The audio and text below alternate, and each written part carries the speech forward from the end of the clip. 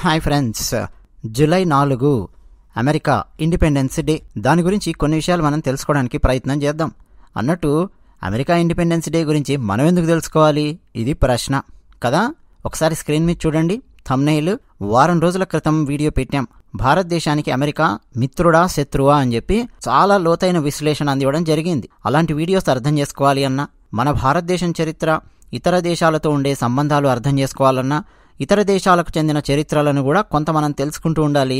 అలా మన మేధస్సు విస్తృతం అవుతూ ఉంటుంది. అన్నట్టు మా ఛానల్ నచ్చితే సబ్స్క్రైబ్ అవ్వండి, వీడియో నచ్చితే లైక్ కొట్టండి, నచ్చకపోతే డిస్లైక్ కొట్టండి. అమెరికా ఇండిపెండెన్స్ డే మామూలుగా birth of American independence day అని చెప్పి పిలుస్తారు.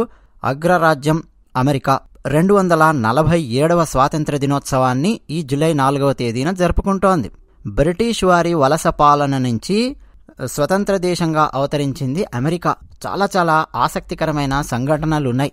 సాలిపులాక న్యాయంగా కొన్ని సంఘటనలు మీ ముందుకు తీసుకురావడానికి ప్రయత్నం చేస్తాను. స్పెయిన్ రాణి ప్రపంచంలో ఎక్కడెక్కడ సంపద ఉంది, కొల్లగొట్టుకు రావాలి అని చెప్పి ఆలోచిస్తూ ఉండేది. అలాగే బ్రిటిష్ వాళ్ళు ఆలోచిస్తూ ఉండేవాళ్ళు, అలాగే ఫ్రెంచ్ వాళ్ళు ఆలోచిస్తూ ఉండేవాళ్ళు. ఈ ముగ్గురు అంటే ఈ మూడు దేశాలు ప్రపంచం మీద పడి రకరకాల ప్రాంతాలలో ఉండే సంపదను దోచుకోవడము, ఆక్రమించుకోవడము ఇవన్నీ చేస్తూ ఉండేవాళ్ళు. మరోపక్క పోర్చుగీస్ వాళ్ళు. ఈ పోటీలో భాగంగా స్పెయిన్ రాణి డబ్బులు స్పాన్సర్ చేస్తే ఇటలీకి చెందిన యాత్రికుడు కొలంబస్ ఇండియా ఎక్కడుందో కనుక్కోవాలి అని చెప్పి బయలుదేరాడు. చాలా సంపద ఉంది అని చెప్పి విన్నాడు. కానీ అతను పశ్చిమం వైపు ప్రయాణం చేశాడు పడవలలో. సరిగ్గా ఇప్పుడున్నటువంటి కరీబియన్ ఐలాండ్స్ అని చెప్పి అంటాం, ఆ ప్రాంతానికి అతను చేరుకున్నాడు. అదే ఫస్ట్ ఇండియా అని చెప్పి అనుకున్నాడు. అక్కడున్న వాళ్లకు రెడ్ ఇండియన్స్ అని చెప్పి పేరు పెట్టాడు. అక్కడున్న చాలామంది నేటివ్ అమెరికన్స్ను చంపేశాడు కొలంబస్తో వచ్చినటువంటి వాళ్ళు. అదే ఇండియా అని చెప్పి అనుకున్నాడు. ఇది తప్పు అని 1502లో బయలుదేరినటువంటి మరో ఇటలీ యాత్రికుడు అమెరిగో వేస్పూచి కనుక్కున్నాడు. కొలంబస్ తప్పు చేశాడు, ఆసియా ఖండం యొక్క మ్యాప్ అని చెప్పి అనుకున్నాడు. కాదు, ఇది అమెరికా ఖండము, పైగా ఇది 2 భాగాలుగా విడిపోయి ఉన్నది, ఉత్తర అమెరికా ఖండము, దక్షిణ అమెరికా ఖండము అని చెప్పి అతను కనుక్కున్నాడు. ఆ తర్వాత అమెరిగో వేస్పూచి పేరు మీద అమెరికా అనే పేరు తర్వాత రోజుల్లో స్థిరపడిపోయింది. అదంతా మళ్ళీ వేరే కథ. స్పెయిన్ అండి యుఎస్ఏలో, అంటే ప్రస్తుతం ఉన్న యుఎస్ఏలో ఎక్కడెక్కడ బంగారం ఉంది అని చెప్పి వెతకడం మొదలుపెట్టింది. కానీ వాళ్ళకు పెద్దగా లభించలేదు. సో వాళ్ళ దగ్గరున్న హ్యూమన్ రీసోర్సెస్ని, సైన్యాన్ని, యాత్రికులను, డబ్బులను ఎక్కువగా అమెరికా మీద ఖర్చు పెట్టకుండా వేరే దేశాల మీదకి దృష్టి సారించింది. అదే సమయంలో వెళ్ళినటువంటి స్పెయిన్ వాళ్లకు అక్కడుండే నేటివ్ అమెరికన్స్కు మధ్య గొడవలు రావడము, యుద్ధాలు అవ్వడము, స్పెయిన్ నుంచి వెళ్ళినటువంటి చాలా మందిని చంపేశారు. ఈలోపు ఫ్రాన్స్ వెళ్లి యుఎస్ఏలోని కొంత భాగాన్ని ఆక్రమించుకోవాలని ప్రయత్నం చేసింది. సందులో బ్రిటిష్ వాళ్ళు దూరారు. 1607లో బ్రిటిష్ వాళ్ళు ప్రస్తుతం జేమ్స్ టౌన్ అని చెప్పి పిలుస్తారండి, అక్కడ వాళ్ళు మొట్టమొదటి కాలనీ కట్టారు. కాలనీ అంటే మన భారతదేశంలో గనక శ్రీనివాస కాలనీ, వెంకటేశ్వర కాలనీ, ఫలానా హుడా కాలనీ ఇట్లాంటివి కావండి. వాళ్ళ దృష్టిలో కాలనీ అంటే ఏమిటంటే మా దేశము ఈ దేశాన్ని ఆక్రమించుకున్నది అని చెప్పేటటువంటి గుర్తు అన్నమాట. కాలనీ కాలనీ అని చెప్పి పిలుస్తూ ఉండేవాళ్ళు. తర్వాత రోజుల్లో భారతదేశాన్ని కూడా మా కాలనీ అని చెప్పి పిలిచేవాళ్ళు.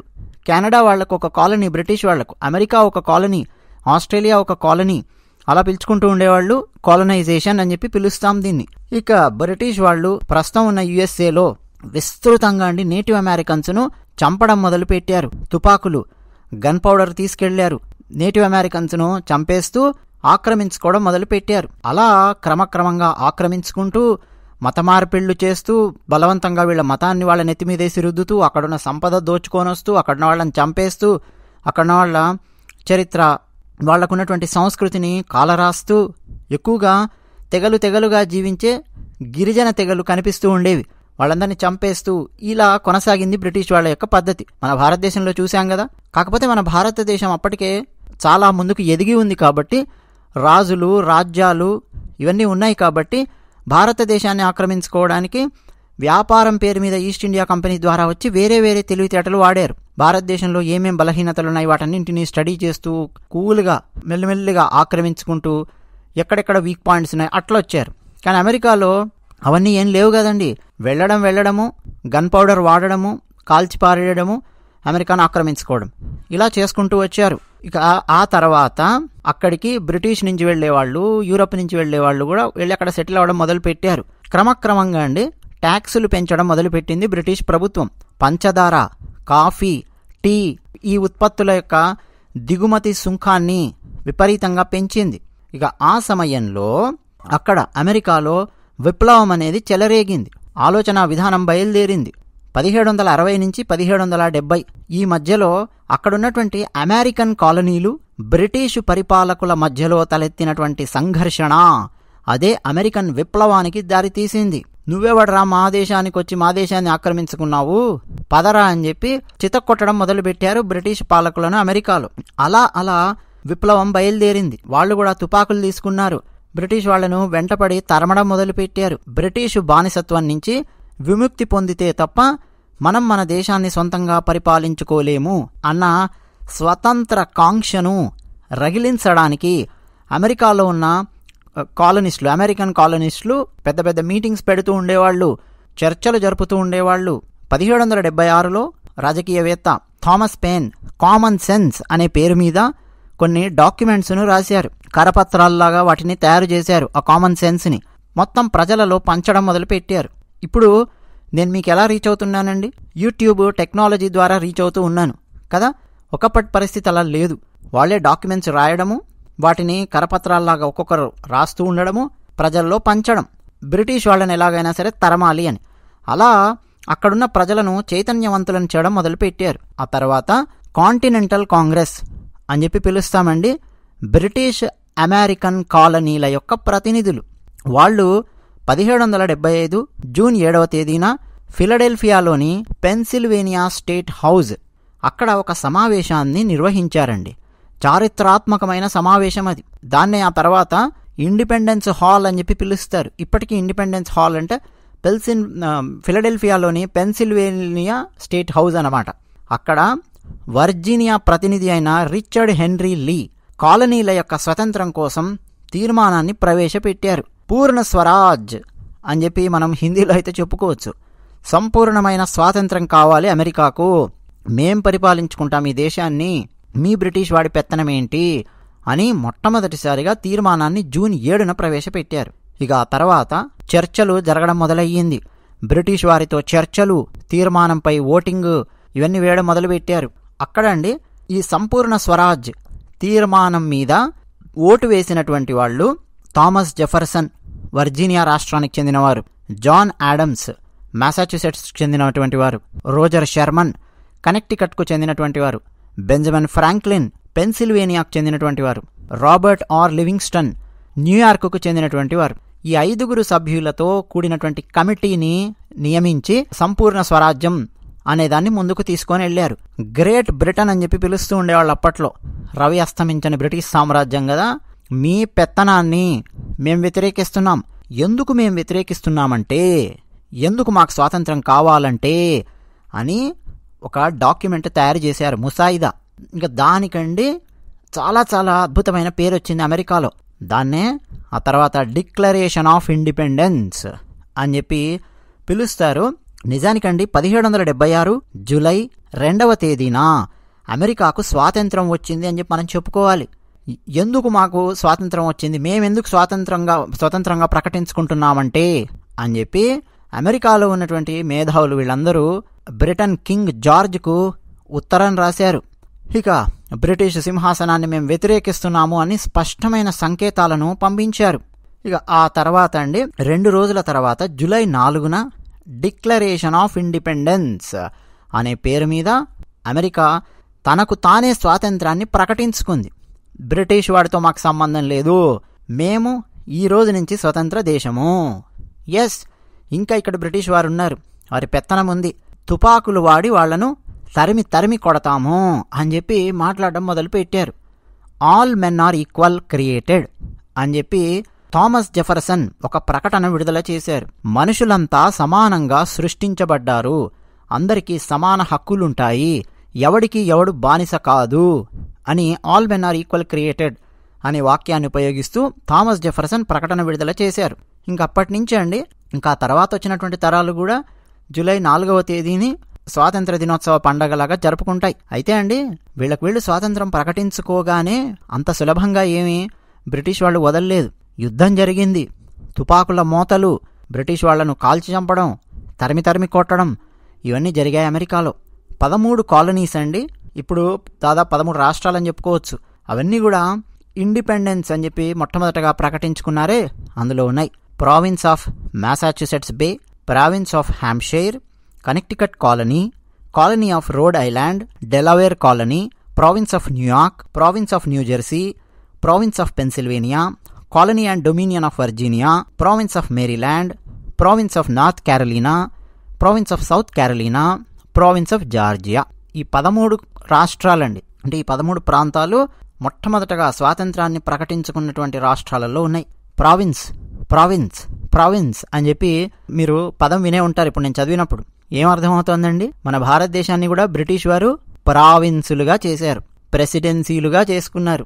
Madras presidency, Calcutta presidency, Bombay presidency అని చెప్పి ప్రెసిడెన్సీలుగా చేసుకొని బ్రిటిష్ వాళ్ళు మన భారతదేశాన్ని పరిపాలించారు. మన ఆంధ్రప్రదేశ్ మద్రాసు ప్రెసిడెన్సీ కింద ఉండేది బ్రిటిష్ వారు ఉన్నప్పుడు. సరే, హైదరాబాద్ తెలంగాణ ప్రాంతము అదంతా కూడా నిజాం స్టేట్ అని చెప్పి అక్కడ ఉండేది. నిజాం స్టేట్ వాళ్ళు బ్రిటిష్ వాళ్లకు కప్పం కడుతూ ఉండేవాళ్ళు. సరే, అదంతా మన చరిత్ర. ఇక ఇదంతా జరిగిన తర్వాత అండి, వైట్ హౌస్లో 1801లో మొట్టమొదటిసారిగా స్వతంత్ర దినోత్సవానికి చెందినటువంటి వేడుకలను జూలై 4వ తేదీన అత్యద్భుతంగా జరిపించారు.